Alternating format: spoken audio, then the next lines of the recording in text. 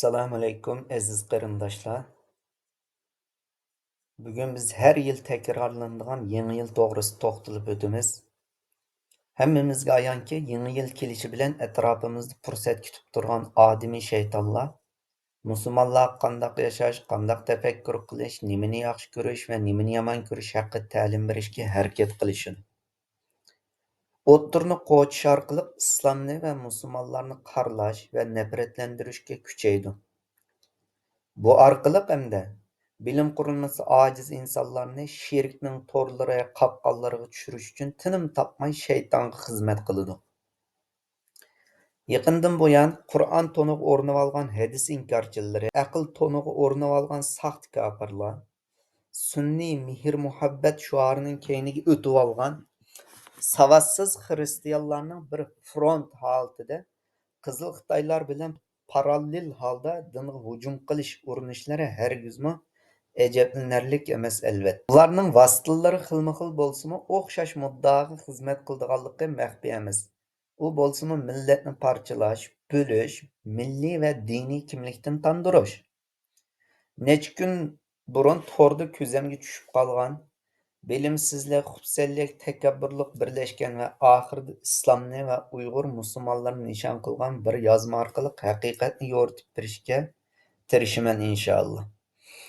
Endi bu videoda asosan xristianlarning o'zining manbalariga tayangan holda xristianlikning qandoq o'zgartirilgan bir din holiga kelib qolganligini yechib tashlash bilan birga aziz qarindoshlarning bilimsizlik sababi bilan shirik ishlarga aralashib qilishdan hazar eylishni va hushyor o'z aqidasiga sodiq bo'lishini umid qilaman. Hammamiz bilamiz, yaqinda to'rda birisi yozma yozib necha kunning oldida Isa alayhissalomning tug'ilganligini tabriklash kerak ekanligi, musulmonlar u bayramlarda bergan sovg'a salomlarni qabul qilish, hatto o'zimi boshqalarga sovg'a salom berish kerak ekanligini, buning hech qandaq bir biz uchun xatar elib kelmaydiganligini tilga ilib o'tgan. Hatto yozmasining ostida sunniy aql orqali bir musulmon oilaninki Rojdestvo bayramini tabriklayotgandek bir ko'rinishni yasab chiqib mazoq qilishga uringan. Endi biz bu Isa alayhissalomning tug'ilgan kuni zodi qandoq kun? Bu kun hozir xristianlar tabriklayotgandek 25 isla, 12 ayning 25 isla bekitilganligi tarixiy manbalarda yoki injillarda bormi? Bo'lmasa qandoq qilib bu xristianlarga singib keldi? Xristianlar qandoq qilib bu kunni tabriklashga boshladi? Buning tagida zodi nima yotadi? Buning dinimiz bilan yoki aqidamiz bilan qandoq bir-biriga zid chiqisholmaydigan tarafi bor?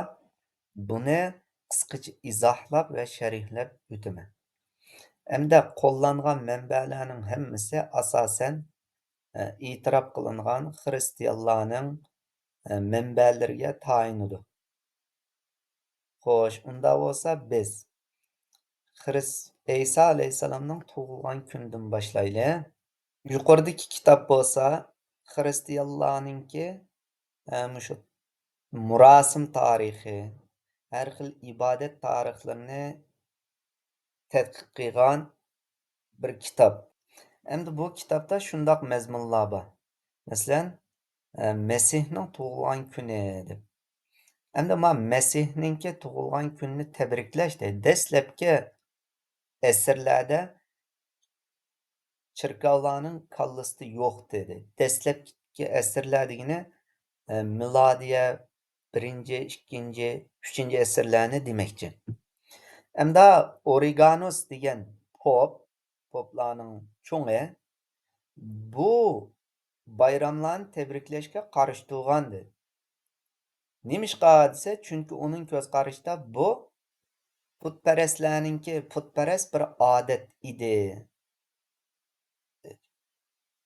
Va bu kitobda hamda shu Isa alayhissalomning tug'ilgan liqi to'g'risidagi mazmunlar bu Rojdestvo bayramining kelib chiqishiga mazmunlar berilgandan keyin oxirida shundoq dedi. Yuqoridagi narsalarga asosan endi Iso alayhissalomning tug'ilgan kunini aniq bir vaqtga bekitish mumkin emas dedi. Mana bu poplarning xristianlarning o'zining e'tirof qilgani. Ya'ni Iso alayhissalomninki qachon tug'ilganligi, qaysi kuni tug'ilganligini, qaysi vaqtda, qaysi oyda tug'ilganligini aniq aniqlab chiqish mumkin emas dedi.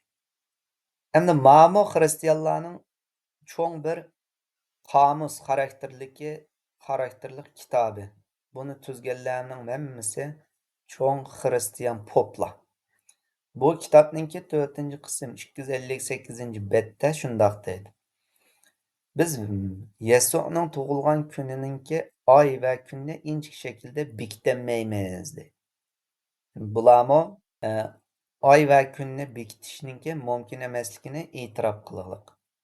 Hatto shundoq deydiki, bu yerda dastlabda bu bayramlarni tabriklashga qattiq qarshilik bor dedi. Nima uchun? Chunki buningki putparastlik odati bo'lganlik uchun.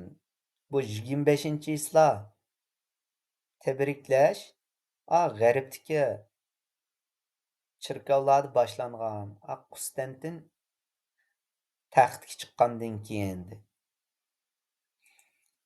Hamda yana bir kitobda Ahdil Jadid minal Kitabul Muqaddas degan kitobda, ya'ni muqaddas kitobdan Ahdi Jadid va buning tanqid va shak va bu tanqid bilan shakka qarshi turish, radiya berish degan kitobda, bu cho'ng bir pop yozgan kitob shundoq deydi. 4 Injilning hech qandig'ida Masihninki 25-sentyabr tug'ilganligi tilga ilinmagan. Balki Aklimindis Iskandariy degan o'zininki kunlarida shundoq degan. Ba'zilar 4-oyning 19-kuni, ya'ni 19-aprel, ba'zilar 10-mayis tug'ilgan deb qaraydi. Masih, ya'ni Iso alayhissalomni deydi. Va yana bir kitobda mana Masihning tug'ilgan kunini bekitish to'limi tez. Luqaning bishoratida, ya'ni Injil Luqada dedi. Bu vaqtninki qish vaqti bo'lishi mumkin emasligi kelgan. Chunki podachilar u vaqtda podillarni etizlikda o'tiltatdi. Endi bu desembr, ya'ni 12-oy, 1-oy, 2-oyninki kechalari Baytullohimda, Yerusalimda sovuq va yomg'irliq. Bu vaqtda qo'ylarni o'tiltish mumkin emas. Shunga buningdan harakat qilib, u vaqtninki ya'ni 3-oydan 11-oygacha ekanligi, ya'ni 3-oydan 11-oygacha bo'lgan vaqtda shuningga ishorat bor dedi. Bu qish vaqti deganninki u podilar qo'tonda qolib qoladi. Shunga asosan ba'zilar Masihning tug'ilgan vaqtini yoz oyining boshlanishi, kuz oyining oxirlashishi o'rtasida bo'lgan deb qaragan deydi. Va yana shu cho'ng qomusda, xristianlarning cho'ng qomusida shundoq degan mana. Podachilarninki u do'ngliklarda podillarni beqishi deydi. Bu Masihninki, ya'ni Iso alayhissalomninki qishda tug'ilganlik ehtimoli bilan qattiq zid keladi bilan. Mana yuqoridagi dalillar, bunda dalildan sanab yezib kelsam, nurg'un, ya'ni xristianlarninki e'tirof qilgan dalillaridan nurg'un bor. Bu dalillarning hammasida ya'ni Iso alayhissalomninki qishda tug'ilganligining mumkin emasligi, hatto tug'ilgan kuni iyninkimi aniq emasligi, buning tug'ilgan oy kuniga hech qanday bir Injilda yo bo'lmasa burunqi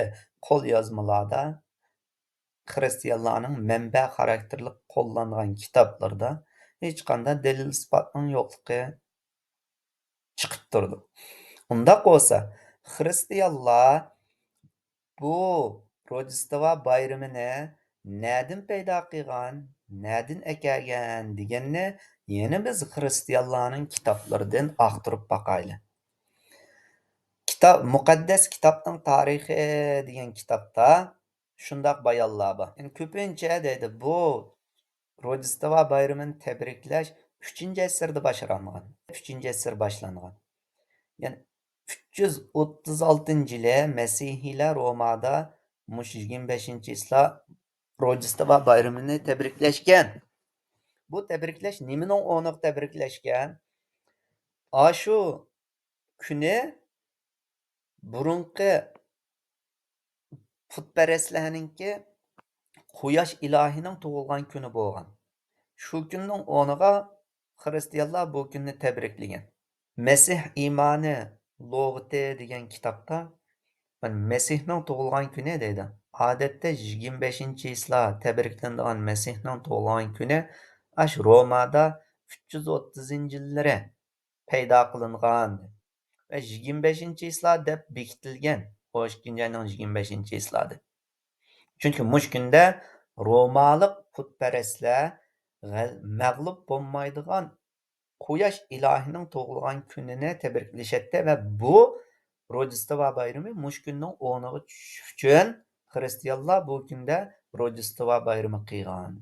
Madaniyat tarixi, madaniyat hazorat qissasi degan kitobda shundoq degan. Yani bu Rojdestvo bayrami tabriklanishdan burun Misras degan bir bayram tabriklanadi. Yani bu Misras degan yengilmaydigan quyosh ilohining tug'ilgan kuni edi. Shunga sharqdagi, yani Misr, Suriya, Lubnan diki cherkovlar 1-ayning 6-kuni tabriklagan Rojdestvo bayramini.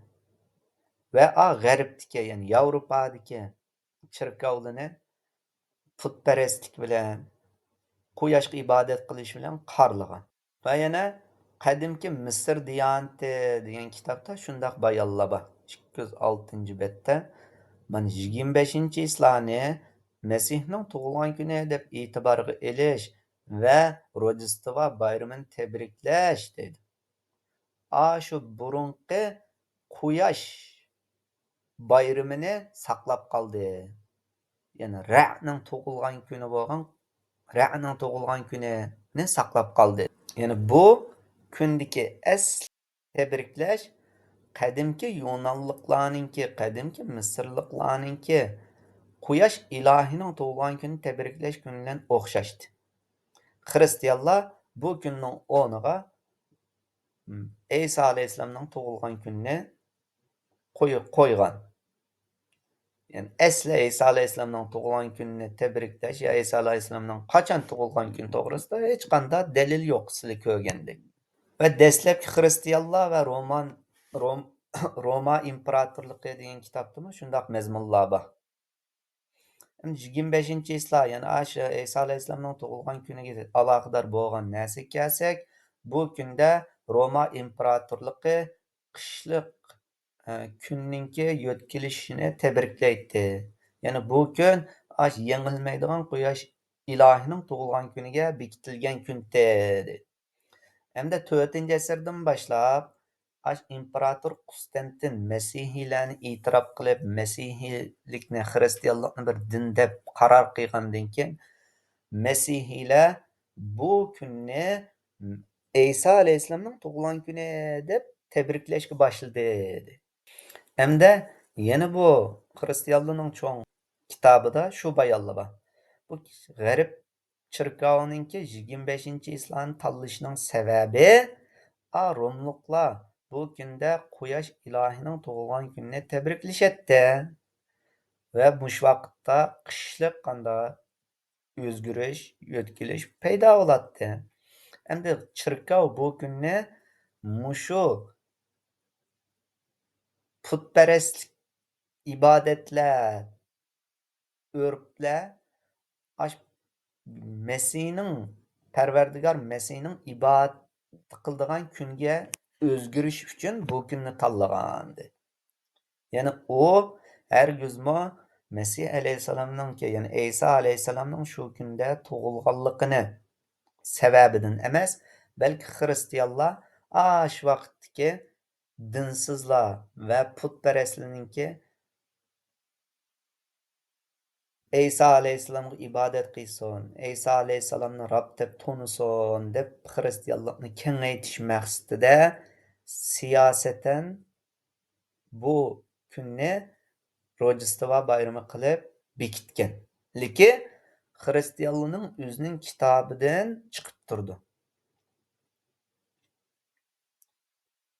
Demak, xristianlar asli Rojdestvo bayramini nima deb tabriklaydi?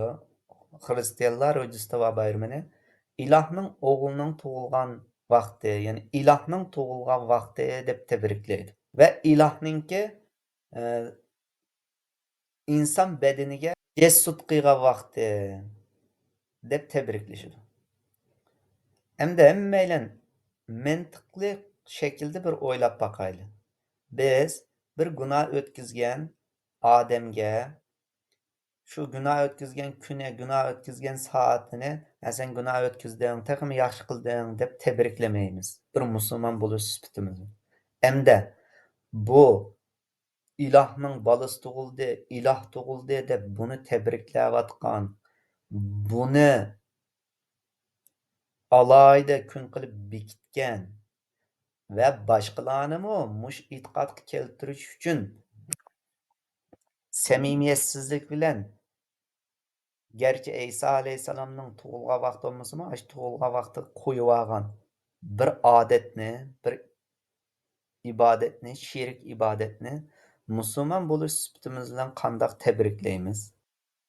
Buni bilmagan bo'lsak, Alloh afv qilsin. Lekin endi buni bilgandan e'tiboran har bir musulmon kishi aqlini ishiltishi, kallini silkivtishi, sherik bo'lgan har qandoq bir ibodatga, sherik bo'lgan har qandoq bir amalga aralashib qilishdan hazar aylishi va o'zininki amal ibodatlarininki bundaq ishlarga aralashib qilish orqali kuyib ketishdan saqlanishi kerak. Va yana ko'rganinglardek bu shotutlarga o'xshash u yerdan bu yerdan 2-4 tal bir narsani ko'rib olgan va 2-4 tal narsani o'qib olgan, uning yoqi bu o'qib olgan narsani o'ttirg'a tashlash orqali musulmonlarninki, xususan Uyg'urlarning aqlini bulg'ash, aqlini chalg'ash uchun harakat qilayotganlarninki bilimsiz ekanligi, samimiyatsiz ekanligi, ularning maqsadinki haqni tepish yoki bizga haqni bildirish emas, balki bizni texmbak haqdan uzoqlashtirish maqsad qilganligi va bizni o'ziga o'xshash shaytonlarga el bo'lishga va o'zini bizga o'xshash tuyuq yo'llarga, ozg'unlikqa da'vat qilganligini ko'rib o'tdinglar. Shunga har bir qarindoshlardan bo'lakmi bundaq zil masalalarga alohida ko'ngil bo'lishini, o'zining musulmon ekanligi va islom dinida ekanligi bilan faxrlanishi va boshqalarninki qilgan qaymoqtirish xarakterdagi ish-harakatlarga aldanib ketmasligi, Alloh taolodan tavhid ustida hayotini oxirlashtirishni so'rashi va buningga o'ziningmi kuchishini so'rayman. Va oxiru da'vana anil hamdulillahi robbil alamin.